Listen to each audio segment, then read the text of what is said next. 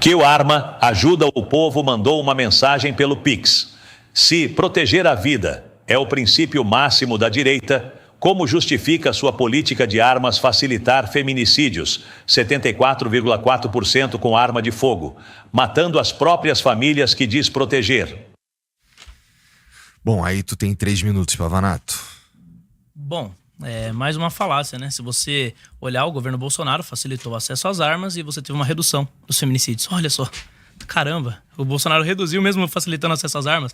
Agora, a gente tem que levar em conta uma questão que é os direitos fundamentais. Exatamente por defendermos a vida, eu acho que um cidadão tem que ter o direito, um cidadão de bem, que passou pelo teste psicológico, que fez todos os procedimentos de preparo para portar uma arma de fogo, ele tem que ter o direito de ter uma arma para proteger a sua vida e proteger a vida da sua família. Até porque o Brasil é um país que, infelizmente, a criminalidade é muito forte, a polícia não dá conta de resolver tudo, precisava aumentar o efetivo, inclusive, e é sempre você tapando um buraco para vazar no outro. É uma situação muito difícil.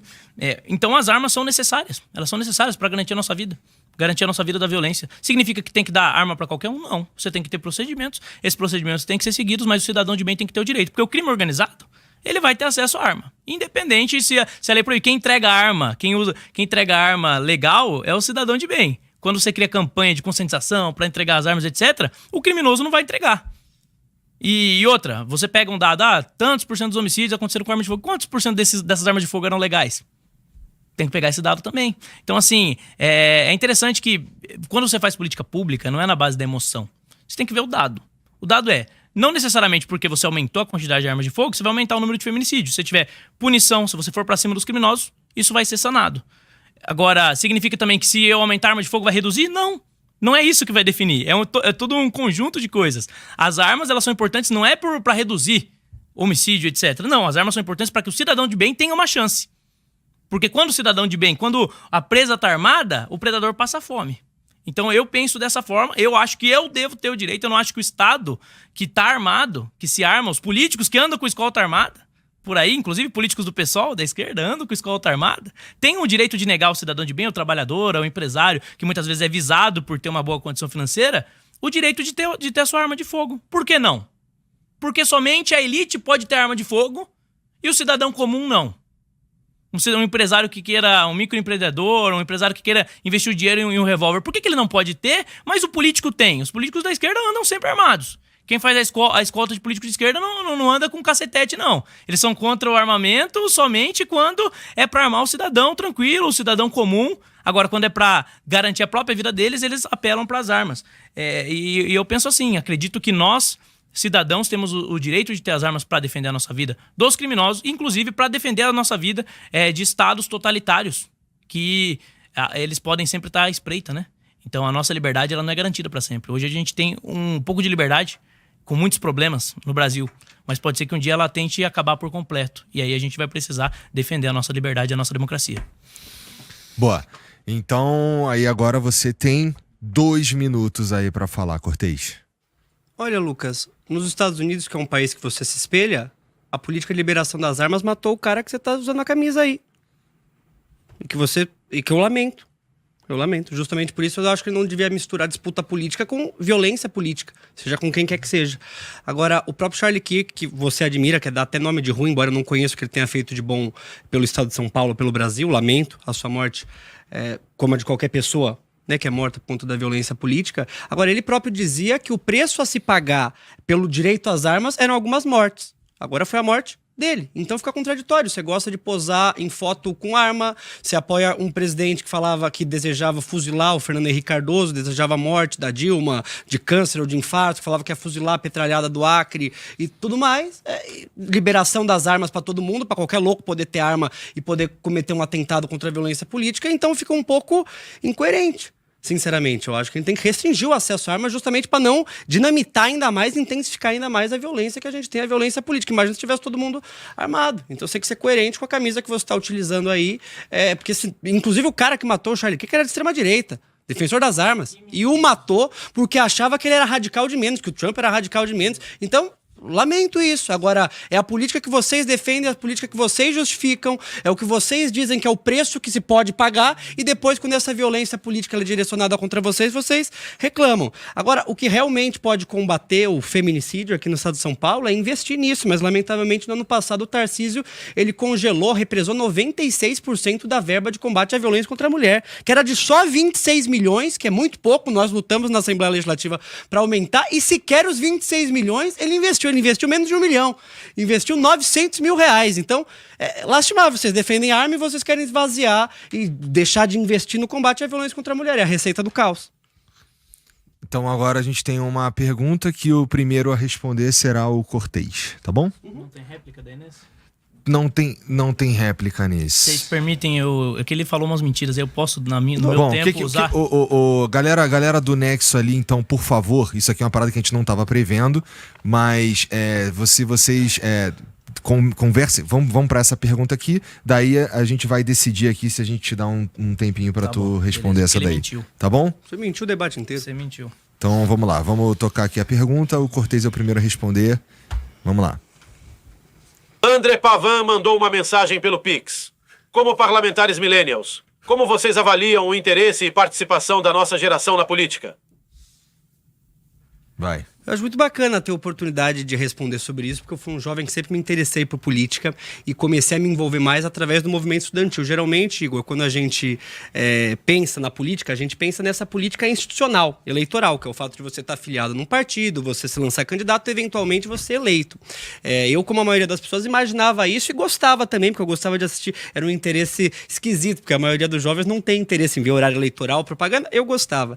Mas, como eu te disse, a partir do ensino médio eu descobri que a política ela é muito mais ampla. A política está sendo feita aqui quando você tem um podcast que abre a possibilidade para a gente fazer discussões sobre os mais variados temas. Isso é política. A política ela está no bairro das pessoas, a política ela está no movimento estudantil. Sempre que as pessoas veem uma questão com a qual elas gostariam de mudar, que elas se inconformam com isso, elas têm o poder de se mobilizar para isso. Pode ser pelas vias institucionais, se candidatando, se elegendo, que é muito importante, sobretudo a gente ter mais jovens ocupando esse espaço para trazer temas de interesse e conectados com os millennials para dentro da política, que geralmente é um espaço tão distante, tão arcaico. Eu sempre penso, quando eu saio da Assembleia Legislativa, eu estou discutindo com pessoas com a cabeça muito ultrapassada pelos mais variados motivos, até alguns jovens como o Pavanato, mas que eu acho que tem uma cabeça ultrapassada, e daí quando você visita uma escola, quando você está num espaço de diálogo com a juventude, você vê que a próxima geração está muito mais avançada em relação a isso. Então eu acho que é muito importante que a gente consiga tornar a política mais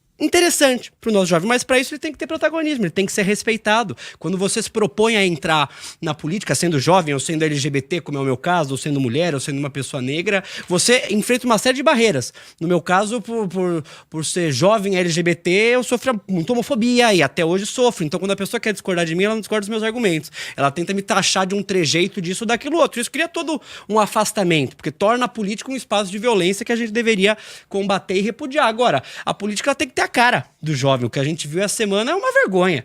Um péssimo exemplo que a maior parte dos deputados bolsonaristas, que eles ficam fazendo TikTok, o Nicolas Ferreira, por exemplo, que tem muito acesso com a juventude, votar pela impunidade dos seus colegas. Isso realmente passa um péssimo exemplo para a juventude e passa um péssimo exemplo para a sociedade inteira. Então eu acredito muito na importância da gente ocupar esse espaço. Não só toda forma de você participar da política, eu acho que é legítima, ela é importante. Quem não tem interesse em se candidatar, se filiar num partido, mas quer construir a luta no seu bairro, quer criar um coletivo, fazer um podcast, montar um grêmio estudantil, debater pelas suas pautas, tudo isso é muito importante. Agora, a participação na política institucional, ela também é importante, porque só quando nós tivermos... Eu tenho certeza que se a gente tivesse mais estudantes de escola pública, jovens, ocupando a Assembleia Legislativa, os deputados da extrema-direita não tinham votado para tirar 11 bilhões de reais da educação. Então, eu acho que a política ela só muda quando a gente ocupa esse espaço e a gente está lá para levar as nossas pautas.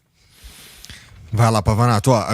Tô sendo informado aqui pela produção que não consideram que tu deveria ter o tempo para responder, mas você pode usar, na verdade, a próxima parte, que já é a consideração final, tu pode falar aí se você considera que ele mentiu. Mas, então, bom, você tem 3 minutos agora para tua resposta também para a pergunta. Sim, eu entendo que os jovens estão se interessando mais pela política, isso é importante. Isso é fundamental, aliás, e é interessante que as redes sociais, elas ajudaram a trazer equilíbrio para o debate. É por isso que a esquerda tenta tanto censurar redes sociais. Anteriormente, você tinha poucos veículos de mídia que comunicavam o que eles acreditavam, dominado ali por jornalistas formados em universidades federais, a maior parte deles ligados à extrema esquerda e a movimentos de esquerda. E agora não, agora você tem um debate plural. Eu, Lucas Pavanato, consigo me comunicar com milhões de pessoas, mais do que muitos jornalistas, e tudo isso graças às redes sociais. E as pessoas têm realmente agora uma liberdade de expressão de fato. Então, a esquerda que no passado defendia, olha só, nós somos a favor da liberdade de expressão porque fomos censurados na ditadura. Agora que nós temos liberdade de expressão de fato e que as pessoas têm acesso a ideias diferentes de fato, essa mesma esquerda é contra essa liberdade e ao tempo todo tenta arrumar justificativas para poder censurar e para poder perseguir aqueles que pensam direito nas redes sociais. Então é interessante. Só existe essa juventude nova interessada por política, só existe uma juventude nova conservadora que me fez o vereador mais votado do Brasil e o terceiro mais votado da história por conta das redes sociais. Eu devo isso, esse espaço de fluir de ideias nas redes sociais. Eu tive contato com Roger Scruton, eu tive contato com Milton Friedman, eu tive contato com Ludwig von Mises e outros autores internacionais que não eram populares no Brasil. Não foi por conta da escola, porque na escola você só aprendia um tipo de ideia. A noção que eu aprendi sobre conservadorismo e liberalismo na escola era ridícula.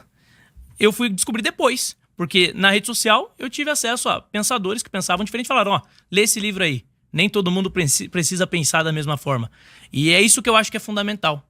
É isso que, quando a extrema esquerda, como a do Cortez, chega no poder, é isso que eles fazem primeiro. Censuram. Tentam impedir que as pessoas que pensem diferente tenham espaço para falar. Eu não posso aqui, nesse momento, expressar as mentiras dele, então eu vou deixar pro meu tempo final, vou gastar o meu tempo final expondo isso, porque realmente, além de usar a morte dos outros, falou mentiras. Tá, então agora a gente tem... Bom, eu acho que ele ainda tinha... Dá um pausa aí o tempo, eu vi que ele ainda tinha aqui 50 segundos, que a gente pode deixar ele falar sobre o que ele quer falar nesses 50 segundos finais aí dele? Tá, então acho que você pode, como você ainda tem ainda 50 segundos, eu acho que tudo bem, vai lá.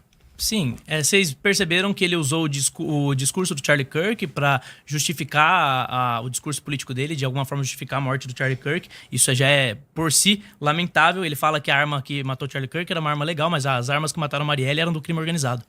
Então, assim, é interessante que você tem uma dupla medida. Não é a questão da arma. O que causou a morte do Charlie Kirk não são as armas serem livres. São pessoas que são motivadas por um discurso de ódio que muitas vezes o Guilherme propaga, rotulando pessoas que pensam diferente como extremistas e etc.